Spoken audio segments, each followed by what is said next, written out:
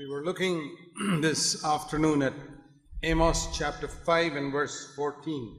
ఈ మధ్యాహ్న సమయంలో మనం ఆమోసు గ్రంథం 5వ అధ్యాయం 14వ వచనాన్ని గురించి మనం ధ్యానిస్తుంటున్నాం.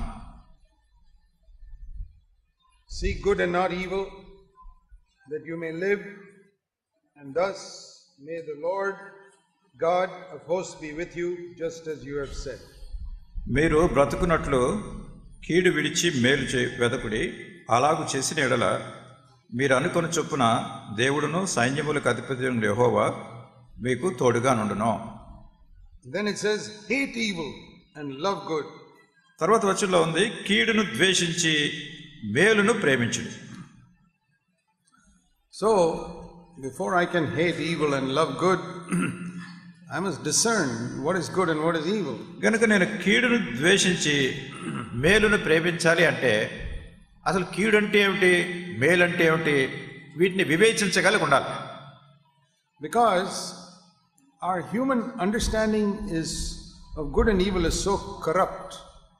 ఎందుకంటే మన మానవ జ్ఞానం అనేటటువంటిది ఈ వివేచన గురించి చాలా చెడిపోయినట్టుగా ఉంటుంది. And see one verse in Isaiah 5 and verse 20. యెషయా గ్రంథం 5వ అధ్యాయం 20వ వచనాన్ని చూడండి. Isaiah was speaking to certain people in Israel. యెషయా ఇజ్రాయెల్లో ఉన్నటువంటి అనేక మంది ప్రజలతో ఆయన మాట్లాడుతున్నాడు. And he was saying there, Isaiah 5 verse 20, that you people call evil good and good evil. ఇక్కడ 5వ అధ్యాయం 20వ వచనాలు ఏమంటున్నాడంటే, మీరు కీడు మేలనియో మేలు కీడనియో చెప్పుకుంటూ ఉంటున్నారు. He says, woe unto you if you call evil good and good evil.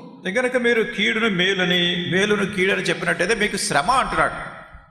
So why do some people call evil good? ఎందుకు కొంతమంది ప్రజలు కీడును మేలని పిలుస్తున్నారు? And why do they call good evil? అట్లానే మేలైన దాన్ని మంచిదాన్ని కీడు అనేది చెప్తున్నారు. There are lots of people like that even among Christians today. ఎంతో మంది ప్రజలు ఎట్లా ఉన్నారో క్రైస్తవుల్లో కూడా ఈ దినాల్లో ఇట్లా చేసేవాడు ఉన్నారు. Even among believers. విశ్వాసుల్లో కూడా ఉన్నారు. I don't think they are doing it deliberately. అంటే దీన్ని ఏదో బహిరంగంగా ప్రత్యక్షంగా చేస్తున్నారని నేను అనట్లేదు. Because they don't have discernment what is good and what is evil. ఎందుకంటే అసలు మేలైనది ఏమిటో కీడైనది ఏమిటో వివేచించేటటువంటి శక్తి వాళ్ళకి లేదు.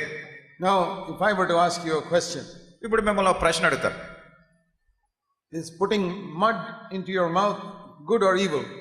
మట్టిని మీ నోట్లో వేసుకోవటం అంటే అది మేలా కీడా? But have you seen your 1-year-old child putting it inside the mouth? మరి మీ 1 సంవత్సరం ఉన్నటువంటి పిల్లవాడు చిన్నవాళ్ళు మట్టి తింటూ ఉంటారు కదా వాళ్ళు. Because he thinks it's good. అంటే వాళ్ళ దృష్టిలో అది మంచి మేలుగా ఉన్నట్టే మట్టి తింటే బాగుందని తింటున్నారు వాళ్ళు. He will even play with a snake thinking a snake is good. అట్లానే ఒక పాము ఉందనుకోండి, పాము కూడా మంచిదని పామును పట్టుకుంటాడు 1 సంవత్సరం ఉన్నాడు. You will not play with a cobra. అయితే మీరు త్రాచుపాముతో అట్లా ఆటలాడరు. But a 1-year-old child will play with a cobra. అయితే 1 సంవత్సరం వయసు ఉన్నటువంటి బిడ్డ త్రాచుపాముతో ఆటలాడతారు. Why is that? ఎందుకది? Because he cannot discern what is good and what is evil. ఎందుకంటే ఏది మంచిదో ఏది చెడో, ఏది కీడు తెచ్చి పెడుతుందో ఏది మేలుకరమో వాళ్ళు గుర్తించలేరు కనుక. As he grows up, he understands, oh, putting mud in the mouth is not good. తను ఎదిగే కొలిది తెలుసుకుంటాడు, నోట్లో మట్టి పూసుకోవటం అంటే మంచిది కాదు, చెడ్డదని. Little children will even go and play in the toilet commode with the water. అట్లనే చిన్నపిల్లలు చూడండి, మన మరుగుదొడ్లు ఉంటాయి కదా, దాని లోపల నా నీళ్ళలో చేతులు పెట్టి ఆటలాడుతున్నారు అనుకోండి. They think that's good, playing with the water there. వాళ్ళు అనుకుంటారు ఏదో నీళ్ళతో ఆడుతున్నారు మంచిదని వాళ్ళు అనుకుంటారు. Because they're babies, they don't understand. ఎందుకంటే వాళ్ళు చాలా చిన్నోళ్ళు, వాళ్ళకి అసలు ఇది మంచిదో చెడు అనే సంగతే తెలియట్లేదు. So spiritually also, ఆత్మీయంగా కూడా అట్లనే, when you don't grow up spiritually, you will not be able to discern what is good and what is evil. ఆత్మీయంగా మీరు ఎదగకపోయినట్టయితే మేలేమిటో కీడేమిటో వివేచించేటటువంటి జ్ఞానం మీకు ఉండదు. You tell a 1-year-old child putting your hand inside that toilet commode is bad. మీరు 1 సంవత్సరం వయసు ఉన్నటువంటి బిడ్డకు చెప్తారు, ఈ మరుగుదొడ్ల లోపల టాయిలెట్ లో ఆ నీళ్లలో చెయ్యి పెట్టడం అనేది మంచిది కాదు, అది చెడ్డది అని చెప్తారు. Playing with a knife is bad, dangerous. అట్లానే కత్తి పట్టుకునే కత్తితో ఆటలాడితే అది మంచిది కాదు, ఇది చాలా ప్రమాదకరమైందని చెప్తారు. But tomorrow it will do it again. అయినా మీరు ఎంత చెప్పినా రేపు పొద్దున అదే చేస్తాడు.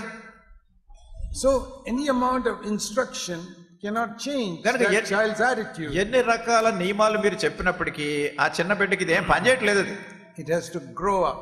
ఎందుకంటే దీన్ని గ్రహించాలంటే ఆ బిడ్డ ఎదగాలి. So if you just come to the meeting and listen to a lot of messages, this is good, this is bad, that is not going to change. అట్లానే మీరు మీటింగ్ వచ్చి ఎన్నెన్నో వర్తమానాలు విని ఇది మంచిది కాదు, ఇది చెడ్డది, ఇది మేలు కాదు, ఇది కీడు, ఇలా ఎన్నెన్నో విన్నా కానీ అది మీకేం సరిగ్గా పనిచేయదు. You can get a lot of information, but it won't help you. ప్రజలకు ఎంతో భోగట్ట, ఎంతో సమాచారం ఉంది కానీ వాళ్ళకి ఏం సహాయం చేయట్లేదు వాళ్ళ జీవితాల్లో. You have to grow up spiritually. ఆత్మీయంగా ఎదగాలి. See, even a 5-6-year-old child knows that playing around with a knife is dangerous.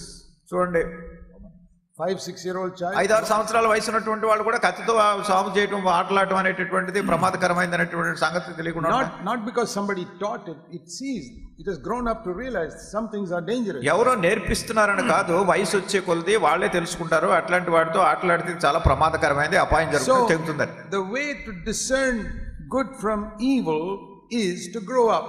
గనుక మంచి నుంచి కీడు అనేటటువంటిది ఏమిటో దాన్ని వివేచించాలి, గ్రహించాలంటే ఎదుగుదల కావాలి. So these people in Israel in Isaiah's time, they had not grown up. గనుక యెషయా ఉన్నటువంటి కాలంలో ఉన్నటువంటి ప్రజలు, ఇశ్రాయేలీయులు, వాళ్ళు ఆత్మీయంగా ఎదిగిన వాళ్ళు కాదు. And I find the same thing with many believers. అనేక మంది విశ్వాసులు కూడా ఇదే సంగతి నేను గుర్తిస్తున్నాను. Why do so many believers watch dirty cinemas? ఎందుకు విశ్వాసులైనటువంటి వాళ్ళు అనేక మంది అసభ్యకరమైనటువంటి సినిమాలన్నీ చూస్తున్నారు? They're like little babies playing with snakes. వాళ్ళు ఎలా ఉన్నారంటే ఈ నాగుపాముతో ఆటలాడుతున్న చిన్నపిల్లల మాదిరిగా ఉన్నారు. That thing is spoiling their mind, but they don't realize it. అయితే అది వాళ్ళ మనసును పాడు చేస్తుంది, కానీ ఆ గుర్తింపు లేదు వాళ్ళకి. Why do believers watch TV serials that pollute their mind? విశ్వాసులైనటువంటి వాళ్ళు టెలివిజన్ సీరియల్స్ చూస్తున్నారు కదా, అది మనసుని ఎంత పాడు చేస్తుందో మీరు గమనిస్తున్నారా? They are just like that baby who can drink a bottle of poison thinking it is some juice. ఏదో ఒక సీసా విషం తీసుకుని అదేదో జ్యూస్ తీయగా ఉంటుంది అనుకుని తాగిన చిన్నపిల్లల మాదిరిగా ఉన్నారు వీళ్ళు. This is the only way is by growing up, then we know that's bad, that's good. అది చెడైంది లేకుంటే మంచి అయింది గుర్తించాలంటే కావాల్సింది ఏంటంటే ఎదుగుదల ఉండాలి. There are so many young people who have a computer who watch all types of filthy pictures on the internet. యవనస్తులైనటువంటి వాళ్ళు చాలా మంది పిల్లలు ఇంటర్నెట్ లో చాలా అసభ్యకరమైనటువంటి దృశ్యాలు, సినిమాలు చూస్తూ ఉంటారు. Not only young people, even some married people. యవనస్తులైనటువంటి వాళ్ళే కాదు, చాలా పెద్దవాళ్ళైనటువంటి వాళ్ళు కూడా ఈ అసభ్యకరమైన కంప్యూటర్ లో చూస్తూ ఉంటారు. Why do they do it? ఎందుకు చేస్తున్నారు? They think it is good. అది మంచిది అనుకుంటున్నారు. It's like drinking poison for the mind and thinking it's good. అది ఎలా ఉంటున్నారంటే మనసులో విషం తాగినా బాగానే ఉంటుందని ఎలా అనుకుంటున్నారు తెలియని వాళ్ళు, అట్లానే ఇది కూడా మంచిది అనుకుంటున్నారు. A little child does not know the difference between juice and poison. ఒక చిన్న బిడ్డకి అసలు తీయగా ఉండే జ్యూస్ ఏమిటో విషం ఏమిటో ఈ రెండింటికి భేదం తెలియదు. And when you can feast your eyes on filthy pictures, you also don't know the difference between poison and juice. అట్లానే మీ కళ్ళను అసభ్యకరమైనటువంటి దృశ్యాలు, పటాలు వాటి వైపు తిప్పుతున్నప్పుడు మీకు కూడా విషం అంటే ఏమిటో లేకుంటే జ్యూస్ అంటే ఏంటో రెండు భేదం తెలియట్లేదు. Or if you don't forgive somebody because they did some harm to you, you don't forgive them. లేకుంటే ఎవరన్నా మీకు హాని కలిగించారనుకోండి, వాళ్ళు మీరు క్షమించట్లేదు. You think that's good? మంచిదే అనుకుంటున్నారు మీరు. No, that is another poison. అది మరొక రకమైన విషయం. Because when you don't forgive somebody, you're destroying your own soul. ఎందుకంటే మీరు ఇతరులను క్షమించకపోవటం ద్వారా మీ మనసును మీరే నాశనం చేసుకుంటున్నారు, పాడు చేసుకుంటున్నారు. You know, once one very upright young man came to Jesus. ఒకనొకప్పుడు చాలా యథార్థపరుడైనటువంటి ఒక యవనస్తుడు యేసు ప్రభువు దగ్గరికి Read వచ్చాడు. in Mark 10:17. మార్కు సువార్త 10వ అధ్యాయం 17వ వచనంలో ఈ He సంగతి wanted to know how to get eternal life. నిత్య జీవం పొందాలంటే ఏం చేయాలి తెలుసుకోవాలనుకున్నాడు. So he came to Jesus and said, how can I get eternal life? Mark 10:17. Mark సువార్త 10వ అధ్యాయం 17వ వచనంలో యేసు ప్రభువు దగ్గరికి వచ్చి నిత్య జీవం పొందాలంటే నేను ఏం చేయాలని చెప్పాడు. And Jesus said, why do you call me good? No one is good except God. యేసుక్రీస్తు ప్రభువారు ఏమన్నారంటే, యేసు నన్ను సత్పురుషుడని ఎలా చెప్పుచున్నావు? దేవుడొక్కడే గాని మరి ఎవడును సత్పురుషుడు కాడు. Only God is good. దేవుడే సత్పురుషుడు, మంచివాడు. Jesus was not saying I am not good. అంటే నేను మంచివాడిని కాదు అని చెప్పట్లేదు యేసు ప్రభువారు. He could have been asking him, do you really believe I am God? నేను దేవుడిని నువ్వు నిజంగా నమ్ముతున్నావా అని అడిగి ఉండవలసింది. When you call me good. నువ్వు నన్ను సత్పురుషుడు అని పిలిచినప్పుడు. if only God is good, then everything outside of God is not good. అంటే దేవుడే మంచివాడు అని చెప్పినప్పుడు దేవుడు కానటువంటిది, దేవునికి వెలుపల ఉన్నటువంటిది ఏది మంచిది కాదు. A lot of things that we think are good are not good. అనేకమైన సంగతులు మంచివని మనం అనుకుంటున్నాం, కానీ అవి మంచివి కావు. And in the Old Testament they had a law. పాత నిబంధనలో ధర్మశాస్త్రం ఉండేది. But the law was like a kindergarten lesson. ఈ ధర్మశాస్త్రం అనేది ఎట్లాంటిదంటే ఈ పిల్లలకి చిన్న కిండర్ గార్డెన్ కేజీ క్లాసుల్లో పాఠాలు చెప్తారు కదా, అట్లాంటిది. This is good, this is bad. ఇది మంచిది, ఇది చెడ్డది. But that was like kindergarten studying 2 + 2 is 4, that level of arithmetic. అది ఎలా ఉంటుందంటే పిల్లలు ప్రారంభ దశలో స్కూల్కి వెళ్తున్నప్పుడు 2 కలిపితే 4 అవుతుంది అని చిన్న చిన్న పాఠాలు నేర్చుకున్నట్టుగా ఉంటుంది. But there is a lot more in arithmetic than just addition. అదే ఈ గణిత శాస్త్రంలో అది పెద్ద గొప్ప సంగతి ఏమిటి కాదు, అదే కూడిక 2 కలిపితే 4 అని. The law was like giving an education, kindergarten education to those who have no education. కనుక ఈ ధర్మశాస్త్రం అనేది ఏమిటంటే అసలు చదువు లేనటువంటి వాళ్ళకి చాలా బాల్య దశలో చిన్నప్పుడు నేర్పించే చిన్న చిన్న పాఠాలు లాంటిది. But then Jesus came. తర్వాత యేసుక్రీస్తు ప్రభువారు వచ్చారు. And when Jesus came, యేసు ప్రభువారు వచ్చినప్పుడు he showed by his life what is really good and what is evil. ఆయన తన యొక్క జీవితం ద్వారా చూపించారు నిజంగా మంచిది ఏమిటి, కీడైనటువంటిది ఏమిటి అనే సంగతి చూపించారు. For example, ఉదాహరణ చూడండి. you know, the Pharisees had a question about, is it right to heal somebody on the Sabbath day? పరిసయ్యులు యేసు ప్రభువారిని ఒకసారి ఒక ప్రశ్న అడిగారు. సబ్బాతు దినాన్ని ఎవరినన్నా స్వస్థపరచుట ఇది ధర్మమా అని అడిగారు. There was a man with a withered hand, paralyzed hand in the synagogue. సమాజ మందిరంలో పక్షవాయు కలిగినటువంటి ఊచక చేయగలిగినటువంటి ఒక వ్యక్తి వచ్చాడు. It was a Sabbath day. అది విశ్రాంతి దినం. And Jesus wanted to heal him. యేసుక్రీస్తు ప్రభువారు అతను స్వస్థపరచాలని కోరారు. The Pharisees' attitude was no. కనుక ఇక్కడ పరిసయ్యులు ఏంటంటే కాదు అనేటటువంటి. So now it is a question of what is good and what is evil. అయితే ఇప్పుడు ఇక్కడ ఈ ప్రశ్న ఏమిటంటే ఏది మంచిది ఏది మంచిది కాదు. So Jesus asked them a question. యేసుక్రీస్తు ప్రభువారు వారిని ఒక ప్రశ్న అడిగారు. Mark chapter 3 verse 4. మార్కు సువార్త 3వ అధ్యాయం 4వ వచనం. Is it lawful on the Sabbath day to do good? విశ్రాంతి దినమున మేలు చేయుట ధర్మమా, కీడు చేయుట ధర్మమా? Their understanding of good was, you must not do any work on the Sabbath day. వాళ్ళు మేలు చేయటం అనేటటువంటి వాళ్ళ గ్రహింపు ఏమిటంటే విశ్రాంతి దినాన్ని ఏ పని చేయకూడదు ధర్మశాస్త్రాన్ని అనుసరించి. You can't even heal a man who's got a paralyzed hand. మరొక మనుషుడు ఊచ చేయగలిగినటువంటి వాడైనా కానీ అతను స్వస్థపరచకూడదు. And Jesus another time asked them, supposing your sheep falls into the ditch on a Sabbath day, will you pull it out or wait till next day? యేసుక్రీస్తు ప్రభువారు ఒక సందర్భంలో అన్నారు, మీ గొర్రె ఏదన్నా గుంటలో పడిపోయినట్టయితే మరి అది విశ్రాంతి దినం కనుక గుంటలోంచి బయటికి తీస్తారా లేకుంటే ఇది విశ్రాంతి దినం రేపటి వరకు చూస్తానంటారా? They had all types of wrong ideas about what is good and what is bad. కనుక ఏది మంచిది కాదనే దాని గురించి తప్పుడు అభిప్రాయాలు ఉన్నాయి వాళ్ళకి. Jesus came to take them out of the kindergarten to teach them what is really good. యేసుక్రీస్తు ప్రభువారు వాళ్ళని ఈ ప్రారంభ దశ పాఠాల నుంచి అసలు నిజంగా మేలైంది కీడైంది నేర్పించడానికి కొంచెం హెచ్చైన స్థాయికి తీసుకుని రావాలని కోరారు. So Jesus was so angry, it says in Mark 3 verse 5. గనుక మార్కు సువార్త 3వ అధ్యాయం 5వ వచనంలో యేసుక్రీస్తు ప్రభువారు చాలా ఆయన కోపంతో, because their hearts were so hard, ఎందుకంటే వాళ్ళ హృదయాలు చాలా కాఠిన్యంతో ఉన్నాయి. and he healed that man. కనుక ఆ వ్యక్తిని స్వస్థపరిచారని.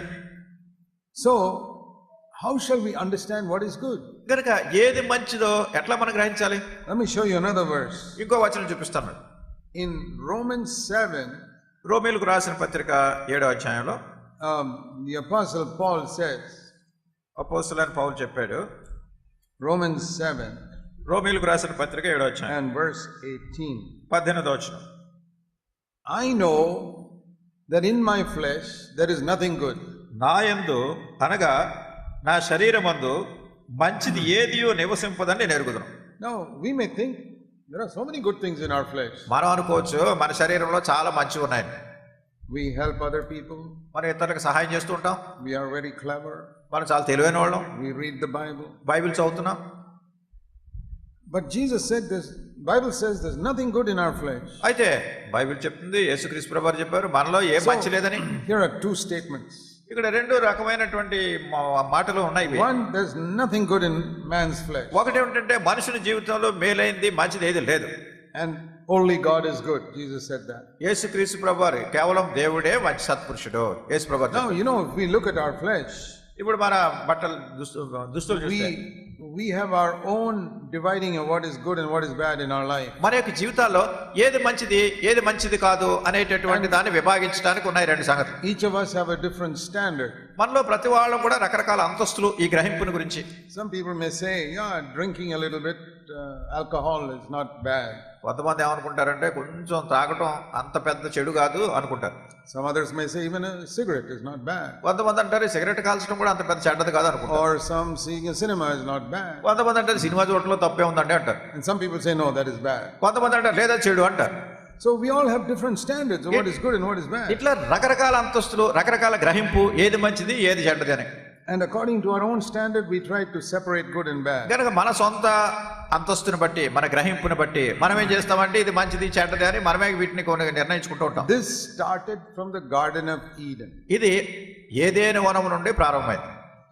In the Garden of Eden there was a tree that says that will teach you what is good and what is evil. కనుక ఏదెను వనములో అక్కడ ఏంటంటే ఒక వృక్షం ఉంది, అది మంచి చెడ్డల తెలివినిచ్చు వృక్షం. And the devil said, అపవాది చెప్పాడు సాతాను, we are talking about good and evil. చూడండి ఇక్కడ మంచి చెడ్డల గురించి మనం మాట్లాడుతున్నాం ఇప్పుడు. See what God said. దేవుడు ఏం చెప్పాడు? God said to them, there is a tree of knowledge of good and evil. Genesis 2 verse 9. ఆదికాండం 2వ అధ్యాయం 9వ వచనంలో you read about two trees, tree of life and tree of knowledge of good and evil. ఇక్కడ రెండు చెట్లను గురించి, అది జీవ వృక్షాన్ని గురించి చూస్తున్నాం, మంచి చెడ్డలు తెలివినిచ్చే వృక్షాన్ని గురించి చూస్తున్నాం. God told them, దేవుడు వాళ్ళతో చెప్పాడు, 16వ వచనం, from any tree you can eat freely. మరియు దేవుడైన యెహోవా, ఈ తోటలోనున్న ప్రతి వృక్ష ఫలములను నేను నిరభ్యంతరంగా తినవచ్చు. Tree of life, you can go and have it. కనుక ఇక్కడ జీవ వృక్షం ఉంది, నువ్వు దాన్ని తినవచ్చు. But verse 17, tree of knowledge of good and evil you must not eat because you will die. 17వ వచనం, అయితే మంచి చెడ్డల తెలివినిచ్చు వృక్ష ఫలములను తినకూడదు, నీ వాటిని తినవని నిశ్చయముగా చచ్చితవని నరునికి ఆజ్ఞాపించాడు. Have you ever thought of the reason for that? అది ఎందుకో, దీని కారణం ఏంటో ఎప్పుడైనా ఆలోచించారా? Doing evil you will die, that we can understand. కనుక ఈ చెడు చేసినట్టయితే మనం చనిపోతాం, అది గ్రహించగలం.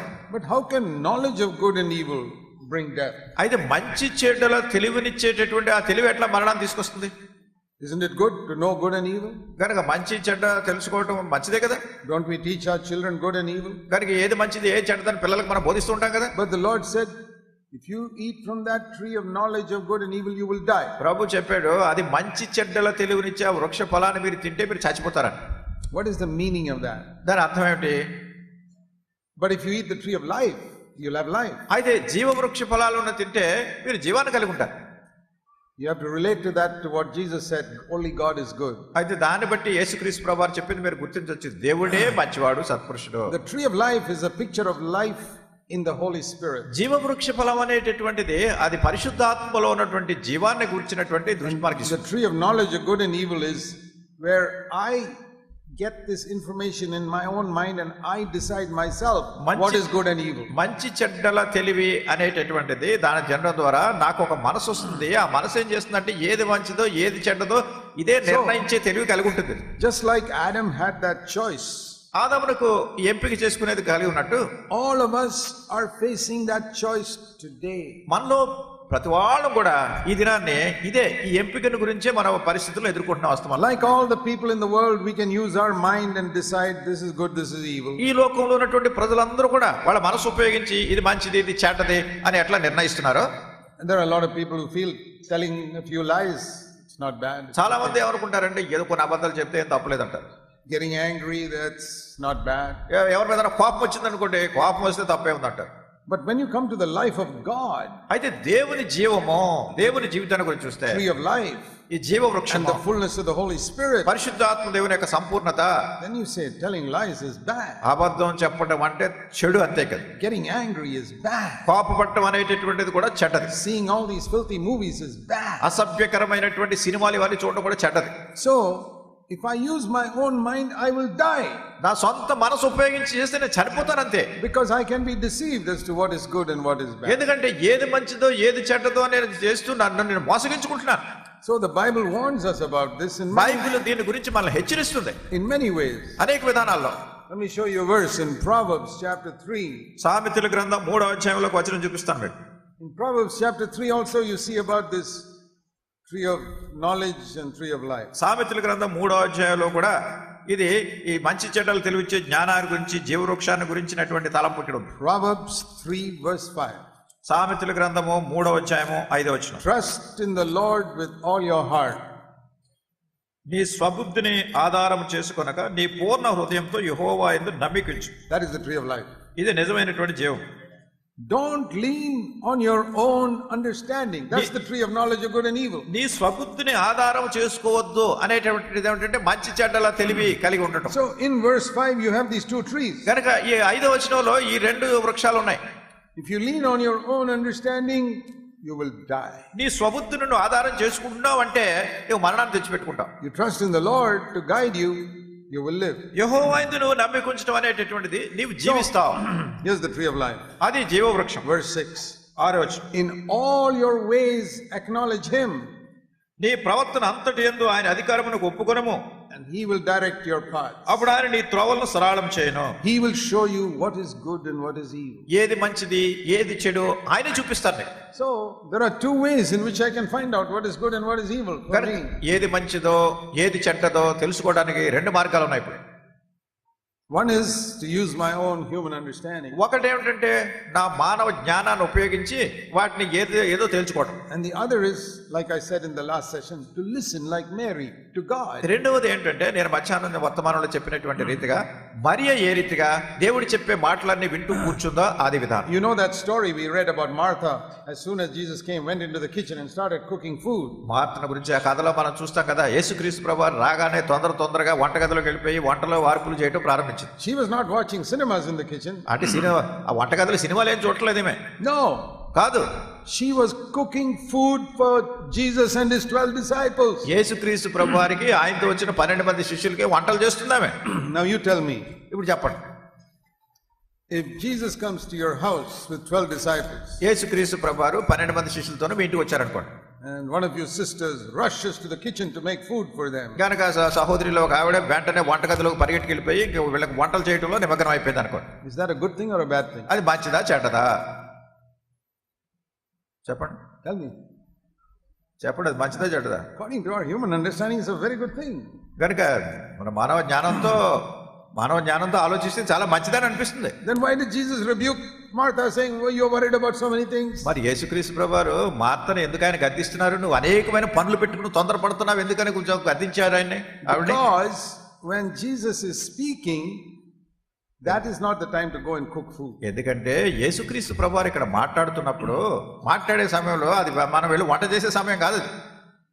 And that's why Jesus said what Mary has chosen is better than what you're doing. అందుకొరకే ప్రభువారు అన్నారు మరియ ఏర్పాటు చేసుకున్నది ఉత్తమమైనది. నువ్వు చేస్తున్న పని కంటే మరియ చేస్తున్న పనే ఉత్తమమైనది. So even though that looked like good to cook food for Jesus, it was not good. యేసుక్రీస్తు ప్రభువారు వంట చేయడం అనేది చాలా మంచి పనిగానే కనిపిస్తున్నప్పటికీ ఆ సమయంలో అది మంచి పని కాదు. Because there was something better than that and she was missing that. ఎందుకంటే దానికంటే శ్రేష్టమైనది ఇక్కడ ఉంది, ఇది మార్త పోగొట్టుకుంటుంది. And Jesus rebuked her. యేసు ప్రభువారు ఆమెను గద్దించారు. Imagine rebuking her for working so hard in the kitchen making food for her. వంటగదిలో కష్టపడి పనిచేస్తూ వంట చేయడం అనే దాని గురించి ప్రభువారు మరి గద్దించారేంటి? I once went for some meeting somewhere. ఒకసారి నేను ఒక చోటకి ఒక మీటింగ్ వెళ్ళాను. And one family invited me for dinner after the meeting. ఆ కూటమి అయిపోయిన తర్వాత భోజనానికి ఆ కుటుంబం మమ్మల్ని ఆహ్వానించారు రావడం. After the meeting I went there. సరే మీటింగ్ అయిన తర్వాత అక్కడికి వెళ్ళాం. So I asked the sister, ఆ సహోదరిని అడిగాను, "Did you come for the meeting?" సహోదరి మీరు ఈ రోజు మీటింగ్ వచ్చారా? She said, "No." రాలేదు అందాం. Why? ఎందుకు? I was cooking food for you. మీకు వంట చేస్తున్నానంటే నేను ఇంటి దగ్గర ఉన్నాను. I said, "I will never come to this house again if you're not going to come for a meeting." నేను అన్నాను మీరు మీటింగ్ రాకపోయినట్టయితే మీ ఇంటిగా నేను రాను ఎప్పుడు అన్నాను. I don't want your food. నాకు కావాల్సింది మీ భోజనం కాదు. I mean, that day I ate because she took the trouble. సరే ఇంకా అంత కష్టపడి పని చేసిందని ఆ రోజు ఏదో భోజనం చేశాను. But I said, I want to give you some wisdom next time. Aithe- Come to the meeting. గనక తర్వాత సారి గనక మీరు గనక మీటింగ్ రాకపోతే And it's all right. You come home and eat some bananas or something. That's enough for me. సరే నేను ఇంటికి వచ్చి అరటిపళ్ళు తింటే సరిపోతుంది, నాకు అన్నం తినక్కర్లేదు అనుకున్నాను. Food is not important. కనుక ఈ భోజనం ప్రాముఖ్యమైనది కాదు, God's word is more important. దేవుని వాక్యం భోజనం కంటే So, ప్రాముఖ్యమే. what she did was a good thing. ఆమె చేసింది మంచిదే, But compared to listening to God's word, it was not a good thing. అయితే దేవుని వాక్యాన్ని వినటం అనే దాంతో పోల్చినట్టయితే ఆమె చేసింది మంచిది కాదు. So, you must realize that there are some things which you think are good. అట్లానే Because of that, you're missing something better than that. అట్లానే మీరు కూడా గమనించాలి, కొన్ని సంగతులు అవి చేస్తున్నందుకు మంచిదని మీరు అనుకుంటున్నారు, కానీ దీనికంటే శ్రేష్టమైన దాన్ని ఒకటి పోగొట్టుకుంటున్నారు అన్నప్పుడు ఇది చెడ్డదైపోయింది. There is a proverb in English. English భాషలో ఒక సామెత, It's not in the Bible. అది బైబిల్లో లేదు, It's true అది సత్యమే. that the good thing can be the enemy of the best thing. ఈ మంచిది అనేటటువంటిది శ్రేష్టమైన దాన్ని కనుక మనం వదులుకున్నట్టయితే ఇది మన శత్రువు అయిపోతుంది. మంచిదన్నది కూడా మన శత్రువు అవుతుంది. See, what Martha did was a good thing and what Mary did was the best thing. Martha చేసింది మంచిదే, మరీ చేసింది ఇంకా శ్రేష్టమైనది. So sometimes you can do a good thing and miss the best thing. కొన్నిసార్లు మీరు మంచిదే చేయొచ్చు, శ్రేష్టమైన దాన్ని పోగొట్టుకోవచ్చు. So that's why we need to discern between what is good according to God's standard. గనక ఇప్పుడు కూడా దేవుని యొక్క అంతస్తులో దేవుని మనసును అనుసరించి శ్రేష్టమైనది ఏది అనేది గుర్తించాలి. That is the difference between these two trees. గనక ఈ రెండు వృక్షాలకి మధ్యలో ఉన్న భేదమే. One is a human understanding. Yeah, I think this is good. ఒకటేమిటంటే మానవ గ్రహింపుతో, మానవ జ్ఞానంతో ఇది మంచిదే అని మనం అనుకుంటాం. When God is telling you something else, then that is no longer good. అయితే దేవుడు మనకి ఇంకోటి ఏదో చెప్తున్నప్పుడు ఇంకా అది ఏమాత్రం మంచిది కాదు మనకి. Let me give you an example. ఉదాహరణ చూడండి. Jesus was walking down the Sea of Galilee and told Peter and John and all, give up your nets and fish and come to me. యేసుక్రీస్తు ప్రభువారు గలిలయ సముద్ర తీరాన్ని వస్తూ అక్కడ పేతురు, యోహాను, యాకోబు వీళ్ళందరూ కూడా ఏం చెప్పారు? మీ వలలు వదిలిపెట్టేసి నన్ను వెంబడించండి అని చెప్పారు. Now the question is this. ఇప్పుడు ప్రశ్న ఏంటంటే, is fishing in order to earn your living a good thing? చూడండి, మీరు ఏదో జీవనాభివృద్ధి కోసం చేపలు పట్టుకోవడం అనేది మంచిదేనా? Yes or no? మీరు ఏదో వృత్తి ప్రకారం మీరు చేపలు పట్టుకుంటున్నారు, అది మంచిదే కాదు. You're not stealing. మీరు ఏ దొంగతనం చేయట్లేదు. You're fishing in order to earn your living and take care of your family. మీ బ్రతుకు తెరువు కోసం, మీ కుటుంబాన్ని పోషించడం కోసం మీరు వెళ్ళి చేపలు పట్టుకునే వృత్తి పట్టుకుంటున్నారు. It is a good thing. మంచిది ఇది. But when Jesus calls you, అయితే యేసు ప్రభువారు ఇప్పుడు మిమ్మల్ని పిలుస్తుంటే to follow him, ఆయన వెంబడించడానికి, and you still stay there, then that becomes a bad thing. అయినా కానీ మీరు ఇంకా అక్కడే ఉన్నారనుకోండి, అప్పుడు ఏమైపోతుంది? అది చెడ్డదైపోతుంది. I used to work in the Navy. That's where I was converted. నేను నౌకాదళంలో నేవీలో పనిచేసేవాడిని. అప్పుడు ఆ సమయంలో నేను మారు మనసు పొందాను. When I was 24 years old, 24 సంవత్సరాల ప్రాయంలో, 1964, 1964 సంవత్సరం, the Lord called me to leave my job. ప్రభు నన్ను పిలిచారు నా ఉద్యోగాన్ని వదిలేయమని. I was a Christian working in the Navy. నేను క్రైస్తవుడిని, నేను నేవీలో పనిచేస్తున్నాను. I never did anything wrong. నేను ఎప్పుడు ఏ తప్పు చేయలేదు. I was earning my living. నాకు కావాల్సిన జీవనోపాధిని సంపాదించుకుంటున్నాను. It was a good thing. మంచిదే అది. But once I heard the call of God, అయితే ఒకసారి దేవుని పిలుపు విన్న తర్వాత, then if I stay in the Navy, it's a bad thing. ఇంకా నేను ఆ నౌకాదళంలోనే నేవీలోనే ఉన్నాను అనుకోండి, అది చెడు. అది If God had not called me, ఒకవేళ దేవుడు నన్ను పిలవకపోతే I could have stayed till the age of 60 and retired and done a good thing all along. మరి 60 సంవత్సరాల వయసు వచ్చేంత వరకు కూడా నేను ఆ నౌకాదళంలో ఉండిపోయి చాలా మంచి పనులు చేస్తూ ఉండేవాడిని. Very often we think something is good, it's not good. చాలా తరచుగా మనం ఏదో మంచి అని అనుకునేది మంచిది కాదు. Because God is calling us to something better. ఎందుకంటే దేవుడు ఇంకా మరి శ్రేష్టమైన దానికి మనల్ని పిలుస్తున్నాడు. The other way around is also right. మరి ఇంకో రకంగా తిప్పు చూసినా కూడా ఇది మంచిది అనిపిస్తుంది. If God has not called you to full time work and you go to full time work, that's also wrong. దేవుడు నిన్ను పూర్తి సమయం సేవకు నిన్ను పిలవలేదు, అయినా కానీ ఆయన పిలవకపోయినా నువ్వు వెళ్ళిపోయావు, అది కూడా తప్పు. Some mothers will take their one son and say, oh Lord, I dedicate this son for your work, now you can have him for your work. కొంతమంది ఏమంటారంటే, దేవుడా నాకు ఒక్కడే కొడుకున్నాడు, నా ఒక్క కొడుకుని నీ సేవకు నేను ప్రతిష్ఠిస్తున్నాను, సమర్పిస్తున్నాను, నీ సేవలో వాడుకో అంటారు. I have 4 sons. I never dedicated any of them for God's work. నాకు 4 కొడుకులు ఉన్నారు. 4లో ఎవరిని కూడా దేవుని సేవ పరిచర్య కొరకు నేను సమర్పించలేదు. I dedicated them to do God's will, whatever it is. దేవుని యొక్క చిత్తం ఏమైందో అది వాళ్ళు చెయ్యాలని వాళ్ళ ప్రతిష్ఠించాను అంతే. I'm not God. How can I call my sons to do God's work? కానీ నేను దేవుడిని కాదు, కనుక నా పిల్లల్ని దేవుని సేవకు రమ్మని నేనెవరిని చెప్పడానికి. That God has to give. God calls them, it's okay. ఒకవేళ దేవుడు పిలిస్తే అది సరైనది, దేవుడు తగిన సమయంలో వాళ్ళు పిలుస్తాడు. I'm a man, I can't call them for God's work. కనుక నేను మనుషుడిని, నేను వాళ్ళ దేవుని సేవ కొరకు పిలవలేను.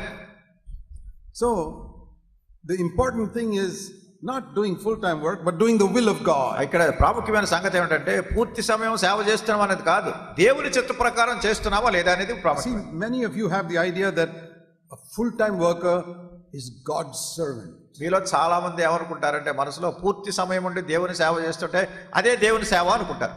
That is nowhere in the New Testament. నూతన బంధన గ్రంథంలో అదే ఆ మాటలు ఎక్కడ లేవు. I'll show you in the New Testament who is God's servant. మరి దేవుని సేవకుడు అంటే ఎవరో క్రొత్త నిబంధనలో మీకు చూపిస్తాను. Romans chapter 6. రోమీయులకు రాసిన పత్రిక 6వ అధ్యాయం. Romans chapter 6 రోమా 6వ అధ్యాయం and verse 22. 22వ వచనం. Here it says, when you are freed from sin, you become a servant of God. మీరు పాపము నుండి విడుదల పొందినప్పుడు, విమోచింపబడినప్పుడు దేవునికి దాసులు అవుతున్నారు. So when do you become a servant of God? నీవు దేవుని సేవకుడు అయినప్పుడు. When you're freed from sin, not when you're freed from your earthly job. ఇక్కడ ఏమిటంటే నువ్వు పాపము నుండి విడిపించబడ్డావు, అంటే భూ సంబంధమైన ఉద్యోగం నుంచి విడిపించబడ్డావు అని కాదు. Now you tell me this, answer this question. ఇప్పుడు ఈ ప్రశ్నకు జవాబు చెప్పండి. Is it easier to give up your job or to give up sin? మీరు పాపాన్ని వదిలిపెట్టడం తేలిక, మీ ఉద్యోగాన్ని వదిలిపెట్టడం తేలిక? Oh, it's very easy to give up our job. ఉద్యోగాన్ని వదిలేయడం చాలా తేలిక. Say, I'm going to serve God. నేను దేవుని సేవిస్తాను. But that is not how you become a servant of God. ఆ రీతిగా మీరు దేవుని సేవకులు కానేరు. The Bible says you must be free from sin. Bible చెప్తుంది నీ పాపా నుంచి నువ్వు పూర్తి విడుదల పొందాలి. In fact, when I was trying to understand this matter of serving God, దేవుని సేవించేటటువంటి అంశాన్ని గురించి నేను గ్రహించడానికి it became clear to me. అది నాకు చాలా స్పష్టంగా A తెలిసింది. servant of God is not a full-time worker, but anyone who does the will of God. దేవుని సేవకుడు అనేటటువంటి వారు పూర్తి సమయం చేస్తున్నారని కాదు, దేవుని యొక్క చిత్తాన్ని అనుసరించి ప్రతిసారి చేసే వాళ్ళందరూ దేవుని సేవకుడు. You know, like you cannot go and join the army does not recruit you. ఒకవేళ సైన్యంలో మిమ్మల్ని చేర్చుకోకపోతే మీరు వెళ్ళి సైన్యంలో సేవ చేయలేరు. You can't put on one uniform and go to Kashmir and say I'm also going to fight. మీరు ఒక మిలిటరీ యూనిఫామ్ వేసేసుకుని కాశ్మీర్ వెళ్ళిపోయి నేను కూడా తుపాకులు పేల్చేస్తాను, అక్కడ యుద్ధంలో చేరతానంటే ఎవరు మిమ్మల్ని రానివ్వరు. They'll throw you out saying we didn't recruit you. మేము చేర్చుకోలేదా, మిమ్మల్ని బయటకు పంపించేస్తారు. You can't join the Lord's army as a full-time worker if he doesn't call you. అట్లనే ప్రభు మిమ్మల్ని పిలవందే మీ అంతటి మీరు వెళ్ళిపోయి దేవుని సైన్యంలో చేరలేరు. I have seen hundreds of people in India who are full-time workers who I don't believe God called them at all. భారతదేశంలో వందలాది ప్రజలు నేను చూశాను పూర్తి సమయం సేవకు సమర్పించుకుని మేము దేవుని సేవకులు అంటారు, కానీ వాళ్ళు దేవుని సేవకు పిలిచినట్టు అసలు ఏం అనిపించట్లేదు. I don't see God backing up their ministry. అసలు వాళ్ళ పరిచర్య వెనకాల దేవుడు ఉన్నాడని కనపట్లేదు ఎక్కడ. If God calls you, he'll back up your ministry. దేవుడు కనుక నిన్ను పిలిస్తే నీ పరిచర్య వెనక దేవుడు ఉంటాడు. So this is how we can have an idea of what is good and is not good. కనుక దీని ద్వారా మనం ఒక గ్రహింపు వస్తుంది, ఏది మంచిది ఏది మంచిది కాదు. So you look at the life of Jesus, you'll really see what is good. యేసుక్రీస్తు ప్రభువారి యొక్క జీవితాన్ని మనం చూసినట్టయితే నిజంగా ఏది మంచిదో అనే సంగతి గుర్తిస్తాం. For example, ఉదాహరణ చూడండి. you know, when he was 30 years old, ఆయన 30 సంవత్సరాల వయసు ఉన్నప్పుడు at his baptism, ఆయన బాప్తిసం తీసుకున్న సమయంలో the voice from heaven said, "This is my son with whom I am well pleased." ఆకాశం నుండి ఒక శబ్దం వచ్చింది, ఈయన నా ప్రియకుమారుడు, ఈయన యందు నేను ఆనందించుచున్నాను. That means God was saying everything he has done so far is perfect. అంటే దేవుడు చెప్తున్నాడు ఈయన చేసినటువంటి ప్రతిదీ కూడా ఎంతవరకు చాలా పరిపూర్ణమైనది. That is God Almighty giving a certificate about Jesus, watching his life for 30 years. సర్వశక్తిమంతుడైనటువంటి దేవుడు 30 సంవత్సరాల జీవితాన్ని పరీక్షించి ఈయన గురించి దేవుడు ఒక సర్టిఫికెట్ ఇస్తున్నాడు. What was Jesus doing those 30 years? ఈ 30 సంవత్సరాలు ఏం చేస్తున్నారు యేసుప్రభువారు? He was not a full-time worker. ఆయన ఏదో పూర్తి సమయం సేవకుడు కాదు. He did not heal the sick. ఆయన రోగులను స్వస్థపరచలేదు. He never cast out a demon. ఆయన దయ్యాలను వెళ్ళగొట్టలేదు. He never preached one sermon. ఒక్క ప్రసంగం కూడా చేయలేదు. He never traveled anywhere outside Nazareth. నజరేతు దాటి ఎక్కడ ప్రయాణం చేయలేదు. How can God be pleased with somebody who is not a full-time worker? మరి పూర్తి సమయం పరిచర్య చేయనటువంటి వాడిని గురించి దేవుడు నేను ఈయన ఆనందిస్తున్నాను ఎలా చెప్తాడు? You know what Jesus was doing? యేసుప్రభువారు ఏం చేస్తున్నారు తెలుసా? The Bible says in Mark 6 that he had 4 younger brothers. మరి మార్కు సువార్త 6వ అధ్యాయం 30లో ఆయన 4 చిన్న తమ్ముళ్ళు ఉన్నారు and 2 sisters. 2 సహోదరులు ఉన్నారు. And a mother Mary at home. తన తల్లి మరియా ఉంది ఇంటి దగ్గర. I think Joseph had died. యోసేపు ఆ సమయానికి మరణించారు. There were 7 people at home, including Jesus 8. యేసుక్రీస్తు ప్రభువారితో కలిసి 8 ఈయన కాకుండా 7 ఉన్నారు. So Jesus was the eldest son of Mary. యేసుక్రీస్తు ప్రభువారు మరియకు పెద్ద కొడుకు. And he had the responsibility, because Joseph had died, to feed the whole family. తన తండ్రి యోసేపు చనిపోయారు గనక ఈ కుటుంబాన్ని అంతటినే పోషించేటటువంటి భారం ఈ పెద్ద కొడుకు మీద ఉంది. So he took Joseph's job and he did the carpentry work for up to the age of 30. గనుక యోసేపు యొక్క వృత్తి ఆయన చేస్తున్నటువంటి పని ఈయన చేస్తూ 30 సంవత్సరాల ప్రాయం వరకు ఆయన వడ్రంగి పని చేస్తూనే ఉండేవాడు. So maybe for half of those 30 years he was just going to school and all of that, but the rest of the 15 years he was a carpenter. ఒకవేళ 30 సంవత్సరాల్లో సగం వయసు 15 సంవత్సరాల వయసు వరకు చదువుకోవడానికి పాఠశాలలకి వాటికి వెళ్ళి మిగతా 15 సంవత్సరాలు కష్టపడి పనిచేస్తూ ఉన్నాడు. Is this the best thing to do, to make stools and benches and be a carpenter? కనుక ఏదో బెంచీలు స్టూళ్ళు అన్ని చేసి వడ్రవానిగా ఉంటాం, అది శ్రేష్టమైందా? Yeah, if that is God's will, that is the best thing to do. అదే దేవుడి చిత్తం, దేవుడు చేసిన ఏర్పాటు కనుక అది శ్రేష్టమైంది. God was very happy with him, not because he was a full-time worker, but because he did the will of God. ఆయన పూర్తి సమయం దేవుని సేవించాడని కాదు, దేవుని యొక్క చిత్తాన్ని అనుసరించి జీవిస్తున్నాడు, అదే దేవుని దృష్టిలో శ్రేష్టమైంది. That means in his business he never cheated anybody. అంటే తను చేస్తున్న వ్యాపారంలో ఎప్పుడు ఎవరిని మోసం చేయలేదు. He never told anybody any lies. This is some special type of wood when it was not special type. ఎవరికి అబద్ధాలు చెప్పలేదు, దీన్ని చాలా చాలా ప్రత్యేకమైనటువంటి కర్రతో చేశానండి, ఇది చాలా బాగుంటుందని ఎట్లాంటి మాటలు చెప్పి అమ్మకం పెట్టలేదు. He never covered up the cracks in the wood with putty and tried to fool people. లేకుంటే ఆ చెక్కకి అక్కడక్కడ పగుళ్ళుంటే దానికి ఏదో పట్టి పెట్టేసి మక్కు అది పెట్టేసి కనపడకుండా చేసేసి అట్లా అమ్మలేదు. He was absolutely honest. చాలా యథార్థంగా ఉన్నాడు ప్రతి విషయంలో. He didn't become the richest carpenter in Nazareth. నజరేతులో ఉన్నటువంటి వడ్రంగి వాళ్ళందరికంటే ఈయన పెద్ద ధనికుడు అయిపోయాడని కాదు, but he was the most honest carpenter in Nazareth. అయితే నజరేతులో ఉన్నటువంటి వడ్రంగి వాళ్ళందరిలో కంటే చాలా యథార్థపరుడైనటువంటి వడ్రంగి. You ask anybody who does business, it's వ్యాపారాలు చేసే వాళ్ళని ఎవరన్నా అడగండి, it's very easy to tell lies, very easy to cheat people.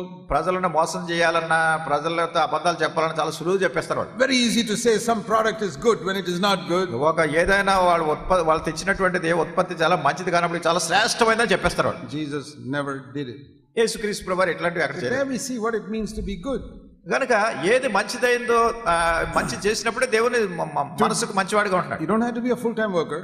దీన్ని చేయడానికి నువ్వు పూర్తి సమయం సేవకుడిగా ఉండక్కర్లేదు. Seek to be free from sin.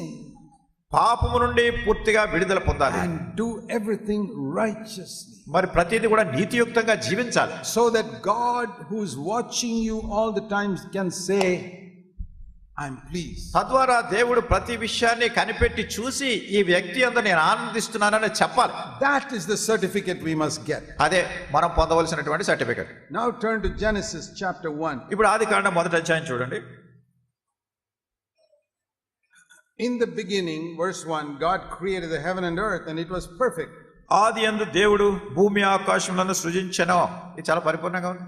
Because the Bible says, Bible చెప్తుంది everything that comes from heaven is perfect. మరి పరలోకాన్ని నుంచి వచ్చిన సమస్తము కూడా మంచిదే. God never does anything imperfect. మరి దేవుడు దేన్ని కూడా పరిపూర్ణత లేనట్టుగా శ్రేష్టమైన కానట్టుగా చేయలేదు. He created this universe with one word. ఒక్క మాటతో సర్వ సృష్టిని చేసినాడు. And it was perfect from the first day. అది మొదటి దినాన్ని నుండి కూడా చాలా పరిపూర్ణంగా ఉంది. And then he made all the angels. తర్వాత దూతలందరినీ చేసినాడు. And then one of the head of the angels rebelled against God. కనుక దేవుని దూతలలో ప్రముఖుడైనటువంటి వ్యక్తి దేవుని మీద వ్యతిరేకంగా తిరుగుబాటు చేశాడు. Gathered 1/3 of the angels with him. దూతల్లో ఉన్నటువంటి 3వ భాగాన్ని తనతో తన వెనకేసుకున్నాడు. God cast them out and they became Satan and the demons from that day. అయితే దేవుడు వారిని త్రోసివేసినప్పుడు వాళ్ళే సాతాను యొక్క అనుచరులుగా మారిపోయారు. And just like when Adam sinned, the earth got cursed. అది ఎట్లా అంటే ఆదాము పాపం చేసినప్పుడు భూమి అంతటి మీదకి శాపం వచ్చినట్టుగా. When the angels fell, దూతలు పడిపోయినప్పుడు పతనం అయిపోయినప్పుడు the earth became corrupt. భూమి అంతా కూడా చెడిపోయింది. That's what you read in verse 2. అదే 2వ వచనంలో చదువుతున్నాం. The earth became formless, empty, dark. భూమి నిరాకారముగాను శూన్యముగాను ఉండెను. That's not the way God created it. దేవుడు దాన్ని సృష్టించిన విధానం అట్లాంటిది కాదు. God never creates anything formless, empty and dark. నిరాకారంగా ఉండేటట్టు, శూన్యంగా ఉండేటట్టు, చీకటితో ఉండేటట్టు దేవుడు ఏది చేయడు. The perfect earth became like that because of sin, the sin of the angels. పరిపూర్ణమైనటువంటిది దూతలు చేసినటువంటి పాపమును బట్టి ఈ అపవిత్రత ఈ చెడ్డదిగా అయిపోయింది. Immediately the Spirit of God began to move there, it says in verse 2. తర్వాత దేవుని యొక్క వాక్యం 2వ వచనంలో చూస్తున్నాం. దేవుని యొక్క ఆత్మ అక్కడ అల్లాడుతుంది. And verse 3, the word of God went forth saying, let there be light.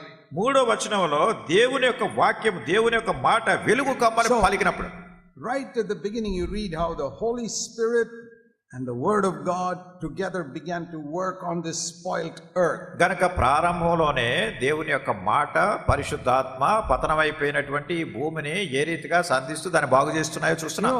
That perfect earth is a picture of the way God created Adam also ఈ perfectly. పరిపూర్ణమైనటువంటి భూమి ఏ పటాన్ని చూపిస్తుందంటే ఆదామును కూడా దేవుడు మొదట అదే రీతిగా పరిపూర్ణమైన వ్యక్తిగా సృజించాడు. And just like the devil spoiled that earth, he spoiled Adam. గనుక అపవాది ఈ భూమిని పాడు చేసినటువంటి రీతిగా ఆదామును కూడా పాడు చేశాడు. And immediately the Holy Spirit and the Word of God began to work on man. వెంటనే దేవుని యొక్క వాక్యము దేవుని యొక్క ఆత్మ అవి పనిచేస్తూ ఉండినాయి మళ్ళీ బాగు చేయడానికి. And God did not change the earth in one day. దేవుడు ఒక రోజులో ఈ భూమిని మార్చలేదు.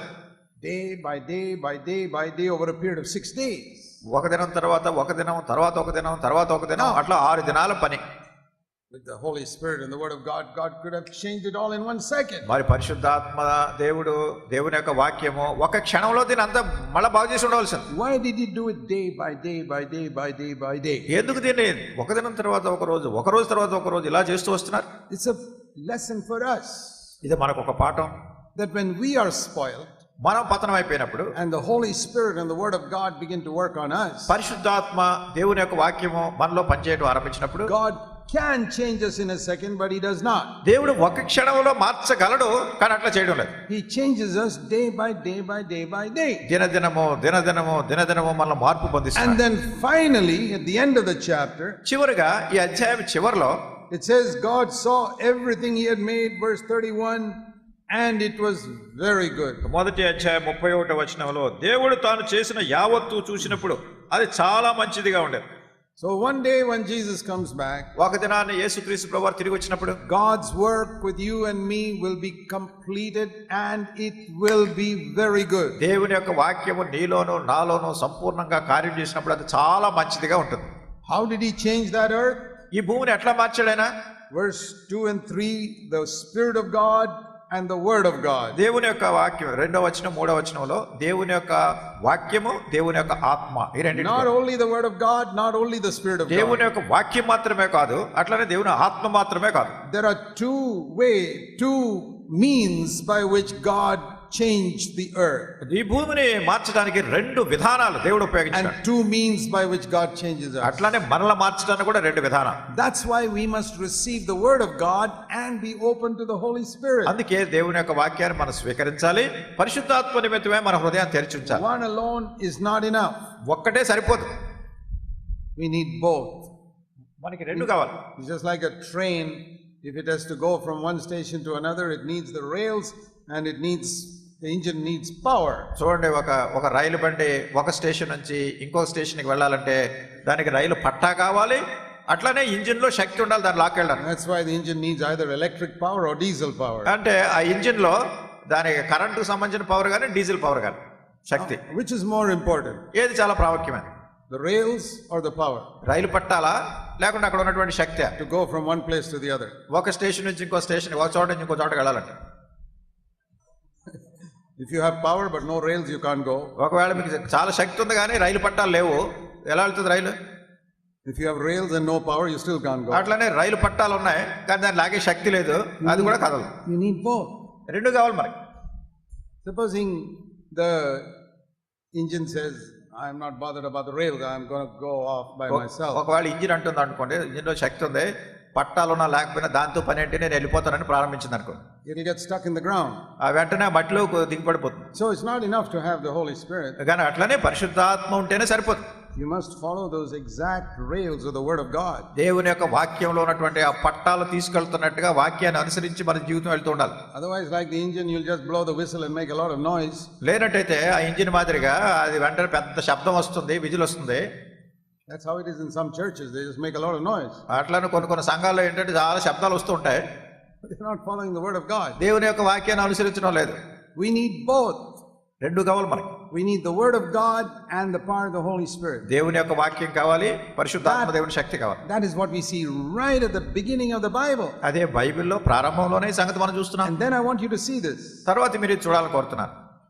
At the end of the first day, మొదటి దినం చివరిలో God said, దేవుడు చెప్పింది, He saw the light, verse 4, that it was good. 4వ వచనంలో వెలుగు మంచిదైనట్టు దేవుడు చూచెను. And then again it says in verse 10, 10వ వచనంలో He separated the earth and the seas, and he saw it was good. ఆయన భూమిని ఆరిన నేలను సముద్రాన్ని ఆయన విభాగించి అది మంచిదని దేవుడు చూశాడు. 12వ వచనంలో the earth brought forth trees and fruit, and God saw it was good. భూమి మీద గడ్డి మొలిపించాడు, చెట్లు వచ్చినాయి, దేవుడు అది మంచిదని చూశాడు. Then he put the sun and the moon, and verse 18 he saw that was good. అట్లానే వెలుగివ్వటానికి సూర్యుని చంద్రుని ఈ ఆకాశమందు శక్తులను చేసినప్పుడు అది మంచిదని దేవుడు చూశాడు. And then verse 21 he made all the fish and the others in the waters, and he saw it was good. అట్లానే 21వ వచనంలో సముద్రంలో ఉన్నటువంటి జలచరాలు, మత్స్యాలు, చేపలు ఇవన్నిటిని సృజించిన తర్వాత అది మంచిదని దేవుడు చూశాడు. And then he made the animals, verse 25, and he saw that was good. కనుక 25వ వచనంలో ఆదామును సృజించాడు, ఇది మంచిదని దేవుడు చెప్తున్నాడు. So every day God examined the work he did, and he said it's good. కనుక ప్రతిరోజు కూడా దేవుడు చేసినటువంటి పనిని పరీక్షించి చూసి ఇది మంచిదని చెప్తున్నాడు. He didn't check it up once a year, he checked up every day. ఆయన ఏదో సంవత్సరానికి ఒకసారి కాదు దీన్ని పరీక్షించింది, ప్రతిరోజు పరీక్షించి చూస్తున్నాడు. Our children have examinations maybe once in 3 months or once in 6 months. చూడండి, మన పిల్లలకి సాధారణ పరీక్షలు 3 నెలలకు ఒకసారి, 6 నెలలకు ఒకసారి ఉంటాయి. God was examining every day. అయితే దేవుడు ప్రతిరోజు మనల్ని పరీక్షిస్తున్నాడు, పరీక్ష పెడుతున్నాడు మనకు. And every day he said 100%. ప్రతిరోజు కూడా 100కి 100 మార్కులు రావాలి. Good. మంచిది. What do we learn from that? దీని నుంచి మనం ఏం నేర్చుకుంటున్నాం? That God is examining our life also every day. దేవుడు మన జీవితాలను కూడా ప్రతిరోజు పరీక్షిస్తున్నాడు. To see whether we are discerning between good and evil. గనుక ఈ మంచి చెడులను సరైన విధానంలో మనం వివేచిస్తున్నామా లేదా? If we have chosen the good, God gives a certificate. మనం మంచిదాన్ని మనం ఏర్పాటు చేసుకుంటే దేవుడు మంచిదని చెప్తున్నాడు. That's in the first chapter of the Bible. ఇది బైబిల్లో ఉన్నటువంటి మొదటి అధ్యాయంలో ఉంది. Every day. ప్రతిరోజు, not once a year. సంవత్సరానికి ఒకసారి కాదు. Do you seek to live like that? Do you seek to live like that? ఆ రీతిగా జీవించాలని మీరు కోరుతున్నారా? Every day, ప్రతిరోజు you want God to look at your life and దేవుడు say, it's good. దేవుడు మీ జీవితాన్ని చూచి ఇది మంచిదిగా ఉంది అని దేవుడు చెప్పాలని ఆ విధానంలో జీవించాలని మీరు కోరుతున్నారా? You know, that's how the apostle Paul lived. అపోస్తలుడైన పౌలు ఎట్లా జీవించాడు? Paul was about maybe 57 or 58 years old when he wrote 2 Corinthians. కొరింథీయులకు రాసిన రెండవ పత్రిక పౌలు రాసినప్పుడు ఇంచుమించుగా 57, 58 సంవత్సరాల వయసు కలిగినటువంటి వాడు. He had already been a believer for more than 25 years. 25 సంవత్సరాలుగా విశ్వాసిగా జీవించున్నాడు. He was born again when he was around 30. ఆయన ఇంచుమించు 30 సంవత్సరాల వయసులో ఆయన తిరిగి జన్మించాడు. This is written about 27 years after that. అది అయిన ఆయన రక్షణ పొందిన తర్వాత 27 సంవత్సరాల తర్వాత రాసినటువంటి పత్రిక. 2 Corinthians chapter 4. రెండవ కొరింథీ 4వ అధ్యాయం. See what he says here. ఇక్కడ ఏం చెప్తున్నాడు చూడండి. Verse 16. 16వ వచనం. We don't get discouraged. కావున మేము అధైర్యపడము. Why? ఎందుకు? Because even though my outer man is decaying, my inner man is being renewed every day. మా బాహ్య పురుషుడు కృషించుచున్నను ఆంతర్య పురుషుడు దినదినము నూతన పరచబడుచున్నాడు. Paul was 57, was not as strong as he was when he was 30. మరి పౌలు 57 సంవత్సరాల వయసు, ఆయన ఏదో 30 సంవత్సరాల వయసులో ఉన్నంత బలము శక్తి ఇప్పుడు లేదు ఆయనకి. We can't help that. దానికి మనం ఏం చేయలేము. As we get older, I am 73 now, my body becomes weaker. మన వయసు పెరిగే కొలది నాకు ఇప్పుడు 73 సంవత్సరాలు, కనుక శరీరం బలహీనం అయిపోతూ ఉంటుంది. But the inner man, Paul's inner man was getting renewed every day. మరి పౌలు యొక్క ఆంతరంగిక పురుషుడు, ఆంతరంగిక ఉన్నటువంటి వ్యక్తి తను దినదినము నూతన పరచబడుతున్నాడు. Not every year. చూడండి, ప్రతి సంవత్సరం కాదు, every day. దినదినము అనుంది. Just like Genesis 1. అది ఆదికాండం మొదటి అధ్యాయంలో ఉన్నాడు. You ask Paul, how often are you becoming a better Christian? మరి పౌలు, నువ్వు ఎంత తరచుగా శ్రేష్టమైన క్రైస్తవుడు అవుతున్నావు అని ప్రశ్నిస్తే, every day. Every day. ప్రతిరోజు. That means you were saying, today I'm a better Christian than I was yesterday. అంటే ఈ రోజు నా పరిస్థితి ఎలా ఉండాలంటే నిన్నటి దినం కంటే ఈ రోజు శ్రేష్టమైన క్రైస్తవునిగా ఉండాలి. And tomorrow I'll be a better Christian than I am today. రేపటి దినాన్ని ఈ రోజు ఉన్న క్రైస్తవత్వాన్ని కంటే రేపడున్న క్రైస్తవత్వం నాలో ఇంకా శ్రేష్టమైనది. Wow, that is a really high standard. అది నిజంగా చాలా ఉన్నతమైనటువంటి స్థాయి. I mean, most of us, at least if we become a better Christian after 1 year, that is itself is good. మనలో అనేక మంది కనీసం ఒక సంవత్సరం అయిన తర్వాత మరి శ్రేష్టమైన క్రైస్తవునిగా ఉండటం మంచిదే. But many Christians are not even becoming better after 1 year. అయితే అనేక మంది క్రైస్తవులు సంవత్సరం అయినా కానీ శ్రేష్టమైన క్రైస్తవులు కావట్లేదు. Can God look at your life and say, good? మరి దేవుడు మీ జీవితాన్ని చూసి మంచిది అని చెప్పగలరా? It's not what men say. మనుషులు ఏం చెప్తున్నారు అది కాదు. So many believers are waiting for men to say good. చాలా మంది విశ్వాసులు ఏం చేస్తారంటే ఇతర వ్యక్తులు వాళ్ళు చూసి మీరు చాలా బాగున్నారు అని ఎప్పుడు చెప్తారా అని చూస్తూ ఉంటారు. But men can only see the outside of your life. మనుషులు ఏం చేస్తారంటే మీ బాహ్య జీవితాన్ని చూస్తూ బయటికి కనపడే జీవితాన్ని చూస్తూ ఉంటారు. Jesus once told the Pharisees, యేసుక్రీస్తు ప్రభువారు ఒకసారి పరిసయ్యులతో చెప్పారు, your cup is clean on the outside, but the inside is all filthy. మీ పాత్ర బయట చూస్తే చాలా శుభ్రపరిచారు, ఆ పాత్ర లోపల మాత్రం అది చాలా మురికితో మాలిన్యంతో ఉంది. Now, supposing somebody is giving you a cup of tea, చూడండి, ఎవరన్నా మీకు ఒక కప్పు టీ ఇస్తారనుకోండి, are you more keen that the outside should be clean or the inside should be clean? కప్పు టీ ఇచ్చినప్పుడు ఆ టీ కప్పు బయట శుభ్రంగా ఉండాలని కోరుతారా మీరు, లేకుండా లోపల శుభ్రంగా ఉండాలని కోరుతారా?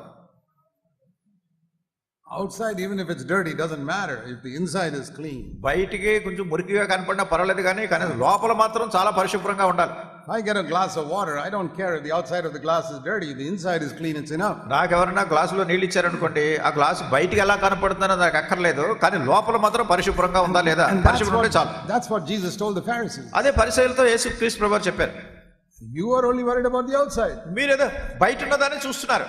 So when people give you a certificate, good. కనుక ప్రజలు నీ మంచోడువు అని మీకు సర్టిఫికేట్ ఇస్తున్నారు అనుకోండి. Maybe your elder brother says your life is good. ఒకవేళ పెద్దలైనటువంటి వాళ్ళు చెప్తారు నీ జీవితం బాగానే ఉందని. What is he looking at? The outside of your life or the inside of your life? అలా చెప్పినప్పుడు నీ జీవితం బయట జీవితాన్ని చూస్తున్నారా, నీ లోపల ఉన్న జీవితాన్ని చూస్తున్నారా? Outside. బయటే.